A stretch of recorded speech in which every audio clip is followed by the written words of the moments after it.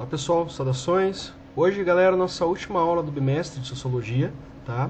Eu vou falar hoje sobre a violência simbólica. Nós falamos sobre a violência do ponto de vista estrutural, diferenciando agressividade de violência.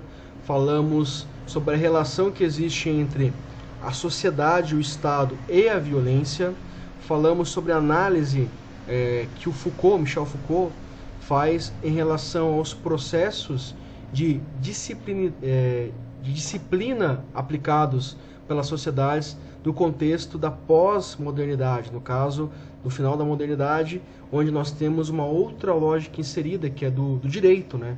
Então as sociedades elas começam a se tornar disciplinares, não apenas dentro do aspecto de coerção da violência do ponto de vista de penas, de condenações, mas também da forma de organização desse controle coercitivo, né?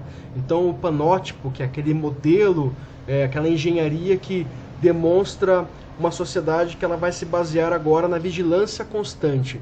E não só na vigilância, como também no controle dos corpos, né? Então hoje nós vamos falar de um outro tipo de violência, que é a violência simbólica. E uma das expressões mais poderosas e prejudiciais da violência simbólica é a corrupção. A corrupção que é uma ação inerente à natureza humana. Nós somos seres corruptíveis e também somos seres corruptores, né? Nós vinculamos a corrupção, não só apenas somos agentes da corrupção, como também somos parte de um sistema de corrupção, uma vez que nós interagimos com as ações de corrupção, né? Seja intervindo ou seja compactuando com isso, né? Então a corrupção faz parte desse desenvolvimento social e político cada vez mais centrado no aspecto urbano, né? Então a corrupção ela acaba tendo outras características, e é isso que eu quero demonstrar para vocês hoje. E também não só a corrupção do ponto de vista de uma prática que está associada basicamente à verba, né, ou ao desvio de dinheiro, mas também como uma prática que tem efeitos prejudiciais, não só do ponto de vista de quem corrompe, mas também da organização social e como isso é impactado com práticas de corrupção, tá?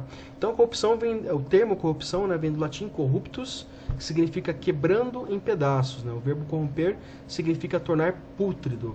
Então, corromper alguma coisa, tornar aquilo, alterar ou a integridade daquilo, seja do ponto de vista físico ou seja do ponto de vista simbólico, né? E a corrupção ela tem mais essa característica simbólica.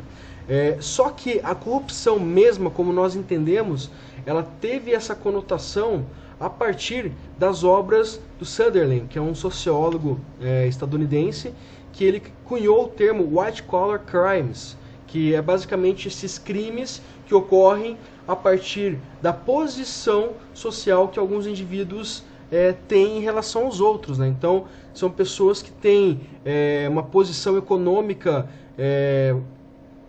privilegiada, uma posição de poder e influência privilegiados também, tá? Então a impressão está intimamente ligada aos colarinhos brancos das camisas dos altos executivos, que estão sempre bem alinhados em ternos caríssimos e com camisas de colarinho branco impecáveis. Daí surgindo a expressão white collar, referenciado aos indivíduos da alta sociedade que cometem crimes valendo-se de sua posição social e econômica. Isso aqui é muito interessante, porque geralmente nós associamos o crime a pessoas de uma classe social em desvantagem, né? Então o crime como um efeito colateral da pobreza. Mas não, o crime ele também está nos meandros das elites em diferentes sociedades e em diferentes momentos históricos, né? Então, pensando nisso aqui, existem categorias de crimes de colarinho branco. E eu vou trazer aqui algumas das principais para que vocês possam não só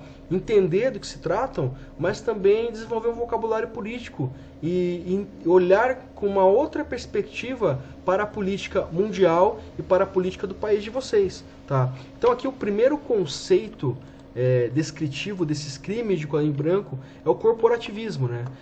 Então, no Brasil hoje, nós costumamos usar o termo corporativismo para designar as situações em que um grupo específico, geralmente uma categoria profissional organizada em um conselho, associação ou sindicato, defende unicamente seus interesses de forma a prejudicar ativamente os interesses coletivos.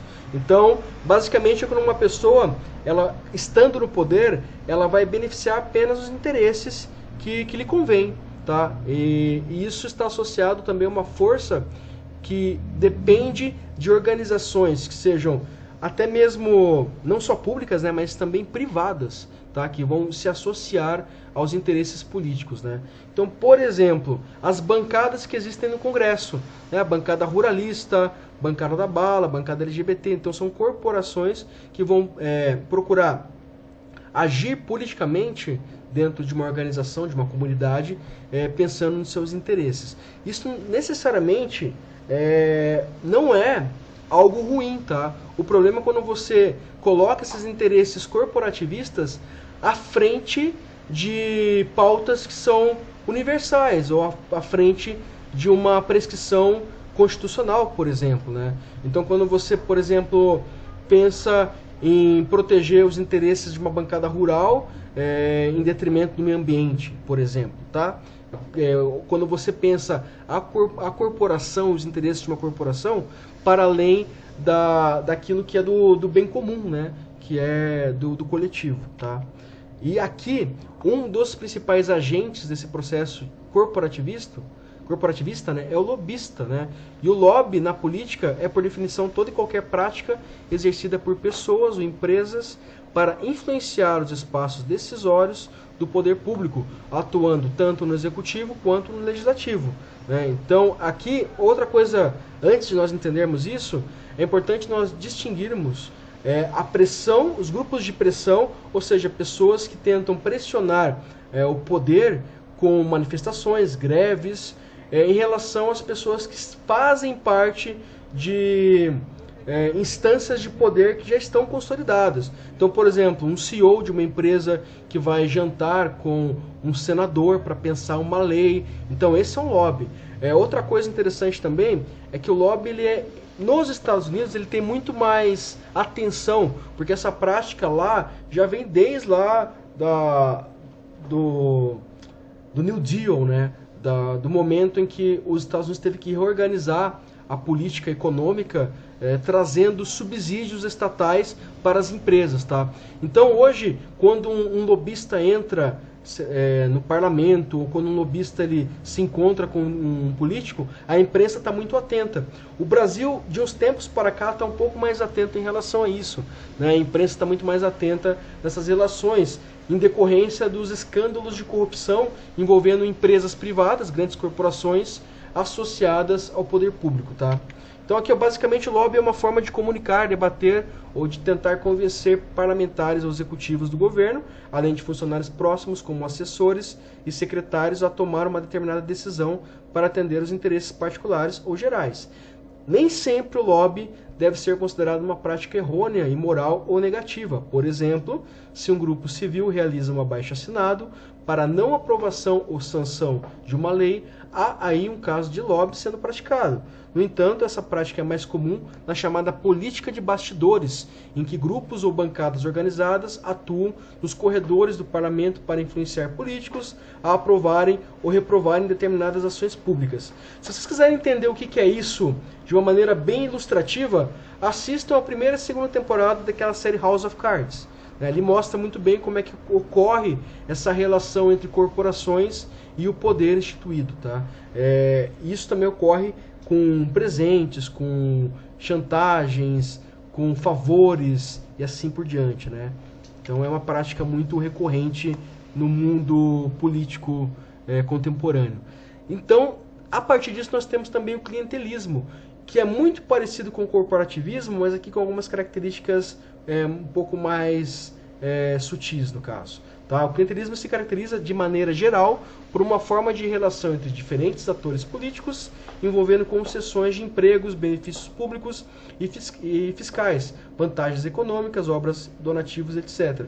Basicamente é quando você tem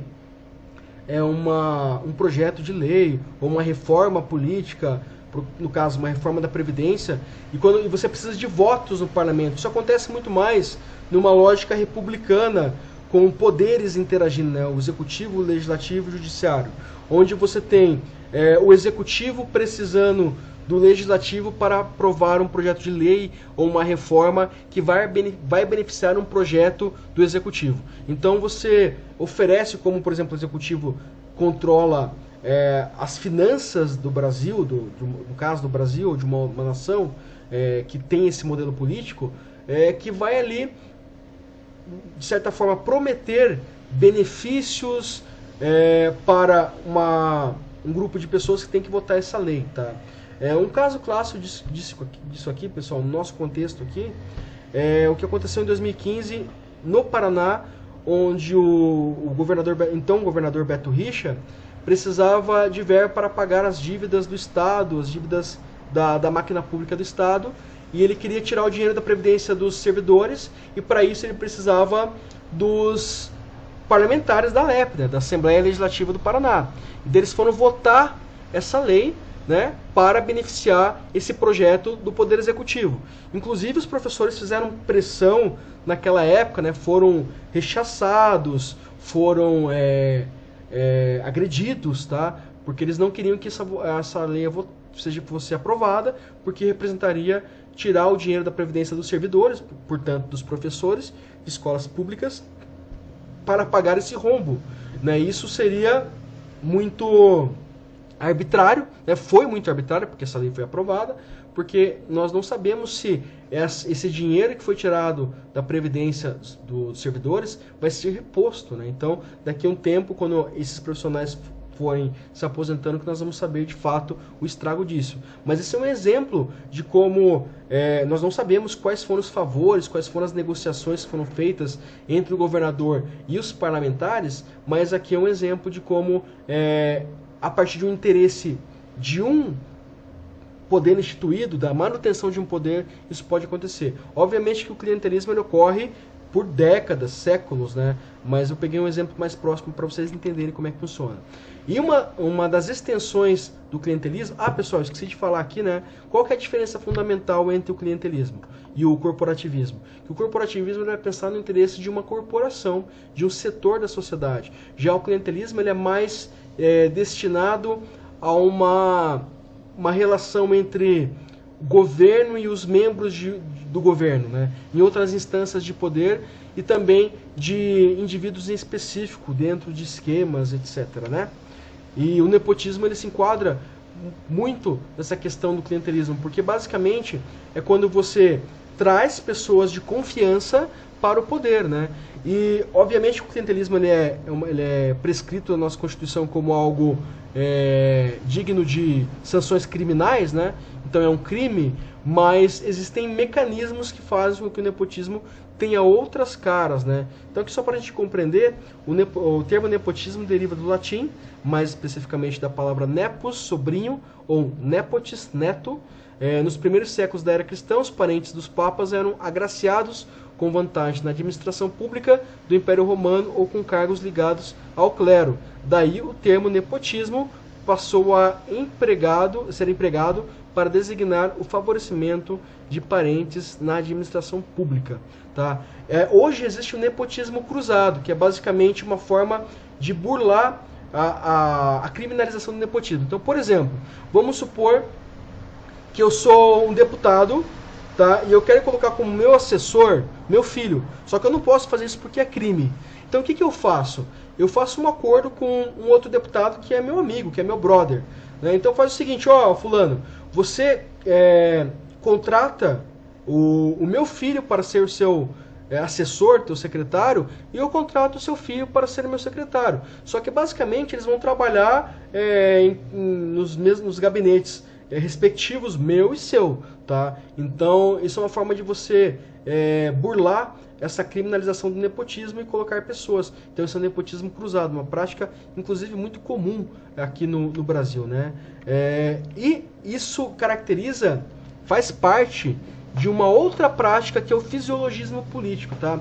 O fisiologismo começou a ser identificado lá ainda no contexto da Revolução Francesa. Lembrem que lá no processo que antecede a Revolução Francesa, existiam as Assembleias Gerais, que eram compostas de grupos que representavam setores da sociedade, tá? E depois que a Revolução Francesa ela entra em seu processo, tinham lá os 4 grupos presentes nesse processo de construção da Revolução, tá? Da nova república que seria construída. Então existiam lá os jacobinos, os girondinos, os cordeliers e os planiciers. Nós tínhamos os girondinos, que eram mais conservadores, por isso que eles estavam à direita do parlamento, né? Eles eram a favor de uma monarquia constitucional, portanto eles não eram a favor de acabar com a monarquia, por isso conservadores, mas de mudar a monarquia para um sistema constitucional, parlamentarista, aos moldes daquilo que havia acontecido na República de Cromwell, né? Na Inglaterra, onde o rei ele não era mais um absoluto, ele tinha um poder compartilhado, né? Concomitante com os parlamentares, né? As câmaras dos lordes e dos comuns lá. Então, os girondinos eles queriam essa prática na França. Já os jacobinos mais radicais, mais exaltados, mais à esquerda, queriam o fim da monarquia absolutista e o início de uma república. E então, esses dois grupos eles tinham identidades muito próprias, ideologicamente falando. Porém, os outros grupos eles estavam mais em cima do muro, né? Então você tinha ali os cordeliers, os planiciers. Inclusive os planiciers tinham esse nome porque na Assembleia Geral eles ficavam acima, num púlpito, observando os debates entre jacobinos e girondinos. Então eles estavam muito mais propensos àqueles que estavam vencendo no debate. Então o que é o fisiologismo político? É basicamente pessoas que não têm uma identidade ideológica, né? Não estão ali por interesses ideológicos, por valores, projetos políticos alinhados a uma ideologia, mas que estão ali pura e simplesmente pela manutenção do seu próprio poder e da sua posição de destaque. Então, são pessoas que elas não estão interessadas se o governante que está ali no poder executivo, ele é de esquerda ou de direita. Ele quer saber do dele, entendeu? Então, o fisiologismo é uma prática muito comum, infelizmente, no Brasil, que compõe ali parte da Câmara dos Deputados, sejam federais, estaduais, os vereadores também, né, a nível municipal, que buscam se beneficiar alinhando-se aos políticos da vez, na bola da vez. Então é muito comum, por exemplo, quando teve a transição lá da Dilma para o Temer, do Temer para o Bolsonaro, muitos políticos foram se alinhando a esses governantes, independentemente do viés ideológico. Por quê? Porque eles queriam manter ali os seus benefícios. Então o fisiologismo é uma prática que aparelha os interesses ideológicos basicamente aos interesses de manter o status poder, essa elite política que fica ali mamando na teta do governo com os nossos impostos que pagam o salário dessa galera. Então basicamente é uma pessoa, e essas pessoas, elas geralmente elas não têm muitas pretensões, muitas ambições, né? Geralmente elas estão ali para manter o seu cargo, para manter o grupo ali de pessoas dentro da cúpula, o laranjal ali dentro da cúpula do poder, né? Manter alguns parentes e assim por diante, né? Então é uma prática muito comum. Por isso nós vemos aí pessoas há 30 anos no poder que vão se reciclando porque estão dentro dessa lógica fisiologista que eles não precisam nem aparecer muito, basta estar no poder ali. Beleza, pessoal? Então, dito isso, eu espero que tenha ajudado a vocês entenderem um pouco mais desse vocabulário político. Isso aqui é muito importante, e entender também que a corrupção ela é uma forma de violência muito mais sutil, muito mais perigosa, que ela afeta muito mais pessoas e que também ela tem um status de privilégio, uma vez que essas pessoas que cometem crimes de colarinho branco, elas antes de serem pegas, elas têm anos e anos de práticas. Por quê? Porque elas têm bons advogados, porque elas têm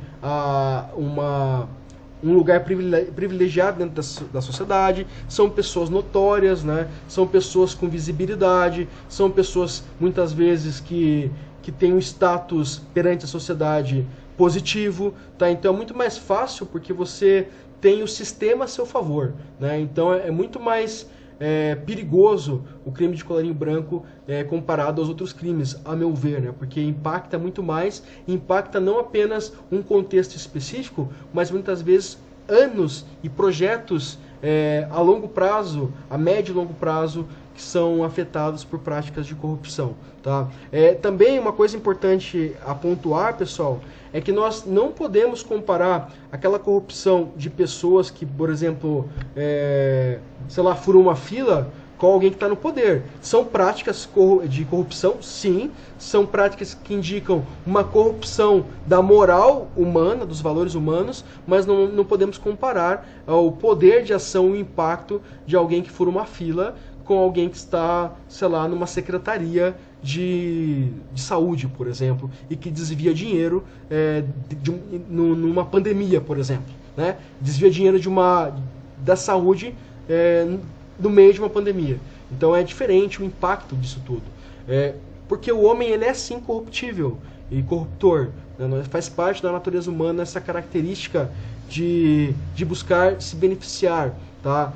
E por isso que é necessário instituições coercitivas, é necessário um exercício reflexivo, né? É necessário uma construção ética mais sofisticada, que esses valores sejam discutidos em sociedade, mas a corrupção ela está muito mais presente dentro da máquina pública e também os efeitos dessa corrupção são muito mais presentes.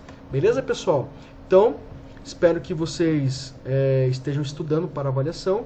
Se surgir alguma dúvida, me encaminhe mensagens que eu ajudo vocês, obviamente, antes de vocês fazerem a prova. Beleza, pessoal? Então, espero que vocês estejam bem. Até a próxima aula. Até mais. Um abraço.